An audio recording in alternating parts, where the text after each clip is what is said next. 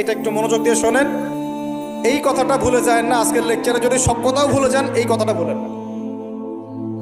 আল্লাহ পাক তার নবীকে বলছেন, হে মুহাম্মদ বলেন সাল্লাল্লাহু আলাইহি ওয়াসাল্লাম, তোমার উম্মতের কোনো ব্যক্তি যদি আকাশ জমিন, পুরো আকাশ জমিন সমান গোনা নিয়ে আমার সামনে দাঁড়ায় কিয়ামতের মাঠে, তোমার উম্মতের যে কোনো ব্যক্তি, নর নারী যুবক যুবতী যেই হোক না, সাদা কালো ধনী গরিব, হুএভার হি ইজ, তোমার উম্মতের যে কোনো ব্যক্তি আসমান জমিন সমান গোনা নিয়েও যদি আমার সামনে দাঁড়ায়, কিন্তু তার আমল নামার মধ্যে শিরিকের কোনো পাপ নাই। কোন পাপ নাই?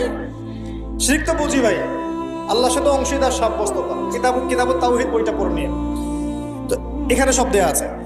শিরকের পাপ নাই, আসমান জমিন সমান পাপ দিয়ে ভর্তি।